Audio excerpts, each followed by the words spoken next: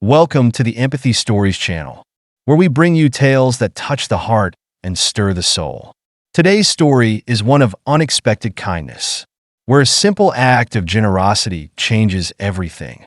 Stay with us as we dive into the story of a young boy who taught a powerful lesson on humility and selflessness. William Carter wasn't a man accustomed to inconvenience. As a high-powered executive working in New York City, his life revolved around punctuality, precision, and power. So, when he found himself driving along a quiet, winding road in rural Pennsylvania, a place far removed from the bustling streets of Manhattan, he was already on edge. The air was thick with summer heat, the golden fields stretching endlessly on either side of the narrow asphalt. He had been en route to a critical business meeting when a sudden jolt jarred him out of his thoughts. The loud, unmistakable thud of a flat tire forced him to pull over, a cloud of dust rising behind his sleek black SUV. He stepped out of the vehicle, tugging at his tie, his frustration mounting. The sun blazed overhead, and his perfectly pressed suit clung to his back as he surveyed the damage. The front tire on the passenger side was completely shredded. Bits of rubber clung to the rim like remnants of a battle, and the sinking realization hit him. He had no idea how to change a tire. William sighed, running a hand through his neatly combed hair. He pulled out his phone, hoping to call for assistance, but the screen offered no reprieve, no signal. He muttered a quiet curse under his breath and leaned against the hood of the car.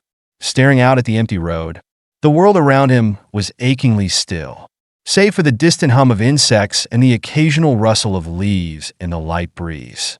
For the first time in years, William felt powerless. He was used to a life where solutions were only a phone call away, where someone else handled the mundane problems.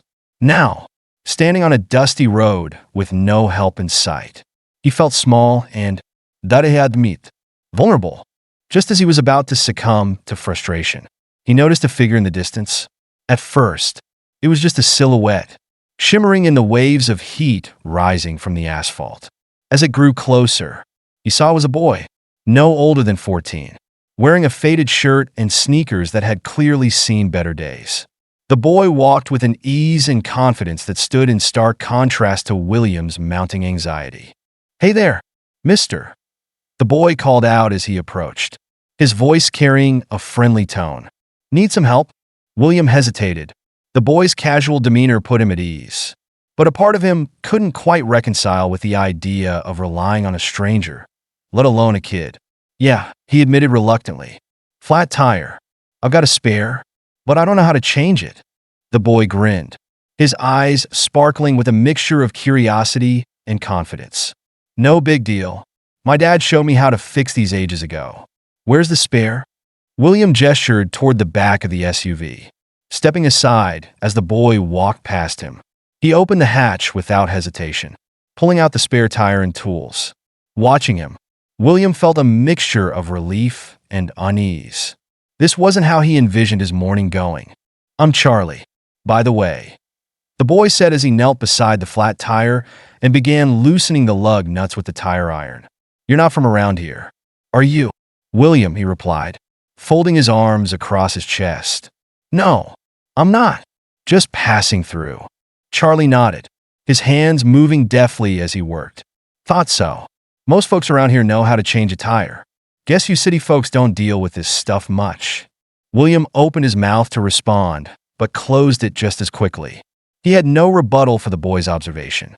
Instead, he watched as Charlie methodically removed the damaged tire, placed the spare, and tightened the bolts with a precision that belied his age. Despite the heat and dust, Charlie worked without complaint. William could feel the sweat trickling down his own back. But the boy didn't seem fazed. When Charlie finally stood, brushing his hands on his jeans, he grinned. "All done. You're good to go." William reached for his wallet, pulling out a crisp bill. "Here, take this, for your trouble." Charlie's smile faded slightly, and he shook his head. "No thanks, mister. I didn't do it for money." William frowned, holding the bill out toward him. "Come on, kid. You earned it." Charlie stepped back, his smile returning. But this time it was softer, almost knowing. "I just wanted to help," he said simply. "Take care, mister." Before William could say another word, Charlie turned and started walking down the road, his figure growing smaller with each step. William stood there, the bill still in his hand, watching until the boy disappeared over the horizon. Climbing back into the driver's seat, William stared at the road ahead. The boy's refusal to take money baffled him. He had spent years in a world where every favor came with a price, where kindness was often transactional. This simple act of generosity left him unsettled. By the time he reached his destination, William couldn't focus on his meeting. His thoughts kept drifting back to Charlie, the boy who had helped him without expecting anything in return. Later that evening, as he sat in his apartment, he recounted the story to his wife. "Elizabeth, a kid helped me today," William said as he loosened his tie. "Changed my tire. Wouldn't take a dime for it."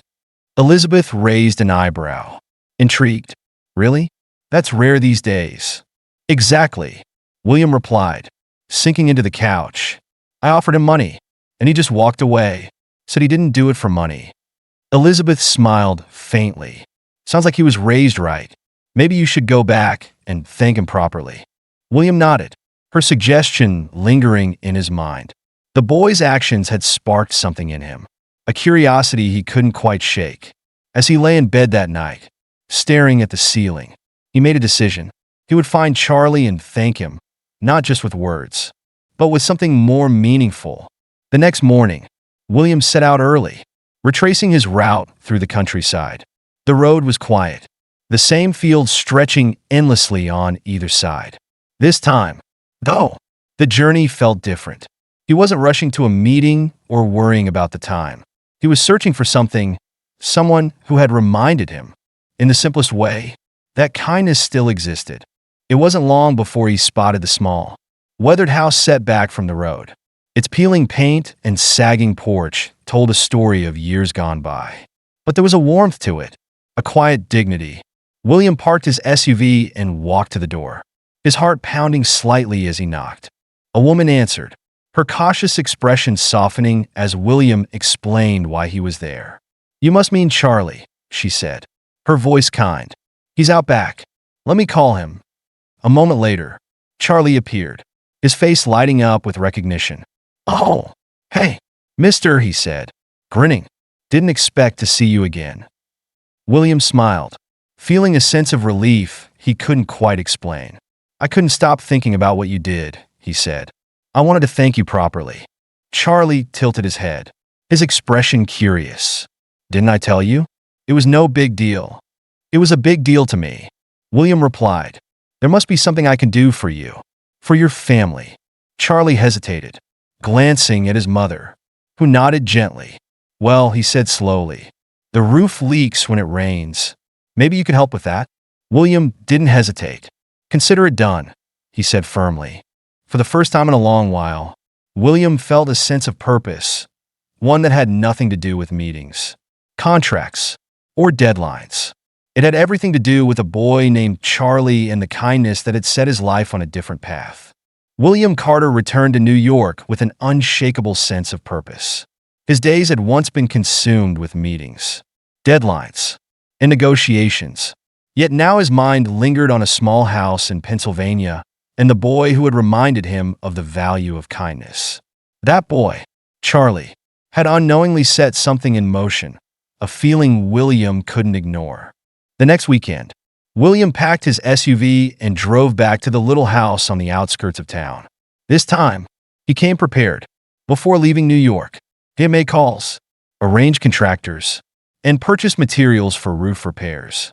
He wasn't sure how the family would react, but he was determined to follow through on his promise.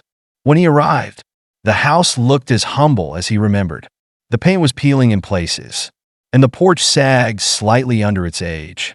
Yet, it was clear the home was loved. A small garden along the side boasted bright marigolds and tomatoes ripening in the sun. Charlie was out front, tossing a ball into the air and catching it absent-mindedly. When he saw William step out of his car, his face lit up. "Hey, mister," Charlie called, jogging toward him. "Didn't think you'd actually come back." "I keep my promises," William replied, extending a hand for the boy to shake. And call me William. Charlie grinned, shaking his hand enthusiastically. Okay, William, you're just in time. Mom made lemonade.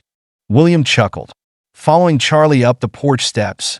Inside, the house was small but cozy. The furniture was old but well kept, and the smell of fresh lemonade and something baking in the oven filled the air. Margaret, Charlie's mother, greeted William with a warm smile. Back so soon? She asked, holding a pitcher of lemonade. You didn't have to come all this way. I wanted to, William said. I've arranged for a crew to fix the roof. They'll be here tomorrow morning.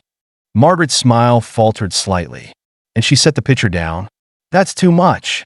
William, we've managed this long. I couldn't ask you to do that. You didn't ask. William replied gently. I offered, and after what Charlie did for me, it's the least I can do. Margaret hesitated, her pride warring with gratitude. Finally, she sighed and nodded. Thank you, she said softly. That means more than I can say. Over the next few days, the house became a flurry of activity. The roofing crew arrived early, tearing off the old shingles and patching up leaks. William stayed nearby, overseeing the work and pitching in wherever he could. At first, Charlie seemed content to watch from the sidelines, but his curiosity soon got the better of him. Can I help? He asked one of the workers, his eyes bright with interest. The foreman chuckled, handing Charlie a small hammer. Here, kid, just be careful. Charlie threw himself into the work with the same enthusiasm he had shown while fixing William's tire. He climbed the ladder, carried tools, and asked countless questions about roofing, construction, and anything else that came to mind. William watched him with a mixture of pride and admiration. It was clear the boy had a natural knack for fixing things and a hunger to learn. During the lunch break, the workers gathered on the porch, eating sandwiches Margaret had prepared. Charlie sat next to William, his face smudged with dirt but glowing with excitement. This is fun, Charlie said between bites. I didn't know fixing a roof could be so cool. William laughed. You've got the right attitude, Charlie. Not everyone enjoys this kind of work. Charlie shrugged. Dad always said it's good to know how to fix things. He used to fix everything around here before. His voice trailed off, and he looked down at his sandwich. William placed a hand on the boy's shoulder. Your dad must have been a great man, he said gently. Charlie nodded, his smile returning. He was. I just wish he was still here to teach me more. The words struck a chord with William. He had spent so much of his life chasing success. Yet here was a boy who cherished the simple wisdom of his father. It reminded William of his own childhood, long before the demands of the corporate world had consumed him. By the end of the week, the roof was complete. It was sturdy, leak-free, and shingled in a deep gray that gave the house a refreshed look. Margaret and Charlie were thrilled, but William wasn't finished yet. On the final day, he arrived with another surprise, a set of tools for Charlie. This is for you, William said, handing Charlie the toolbox. You've got a real talent for fixing things. I think you'll put these to good use. Charlie opened the box, his eyes widening at the array of wrenches, screwdrivers, and other tools inside. Wow, really? These are mine. They're yours, William said. Consider it a thank you for all your help this week. Charlie grinned, holding the toolbox like it was the greatest gift he'd ever received. Thanks, William. This is awesome. Margaret watched the exchange from the porch, her eyes misty. You've done so much for us, she said quietly. More than I ever expected. William turned to her, his expression earnest. You've done more for me than you realize, he replied. Charlie reminded me what really matters. I've spent so much time focused on things that don't mean anything in the long run. This helping you, spending time with you, this feels real. Margaret smiled, and for a moment, they stood in comfortable silence, watching Charlie inspect his new tools. When it was time to leave, Charlie walked William to his car. You'll come back, right? He asked, his tone hopeful. William nodded. Of course. Charlie, this isn't goodbye. As he drove away, William glanced in the rearview mirror, watching as Charlie waved until the house disappeared from view. The boy's spirit, his kindness, and his hunger to learn had left a mark on William's heart.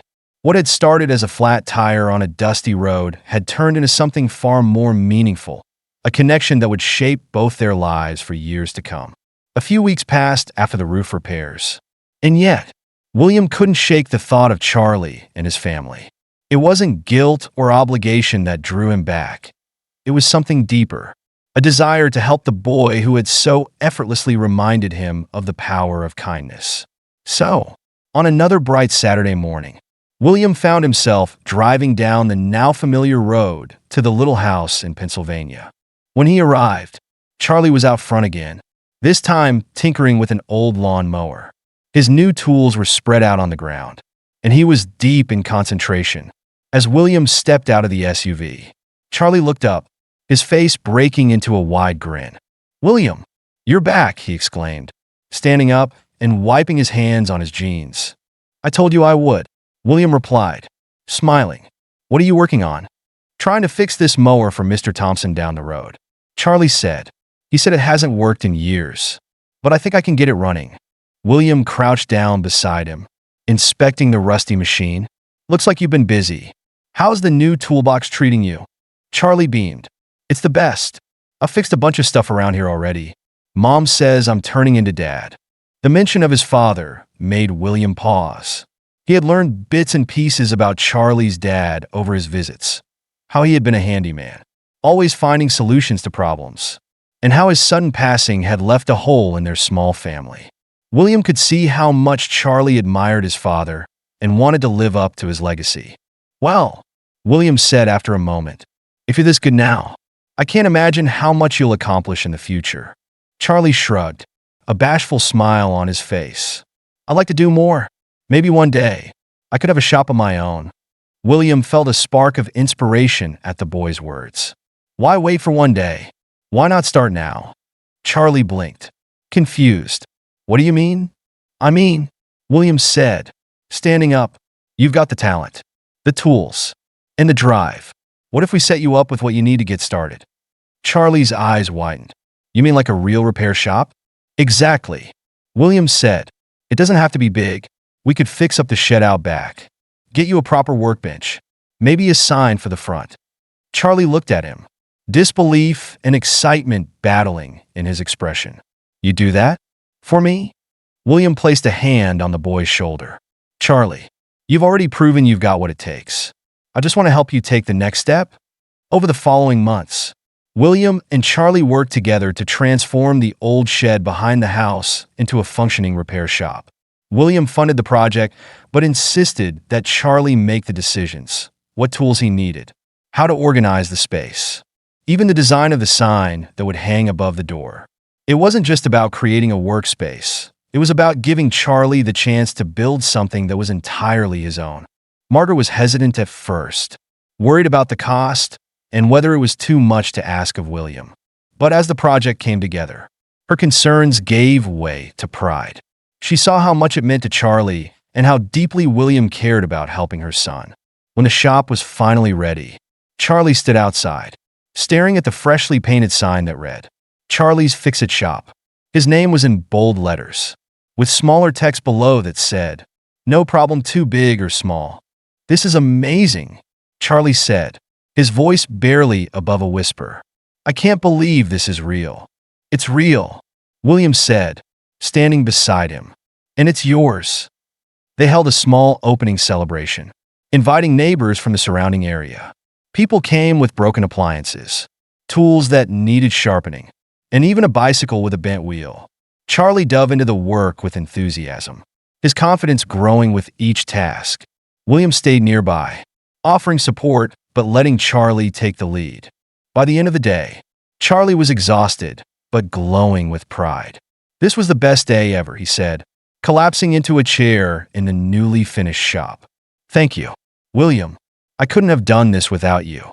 William smiled, leaning against the workbench.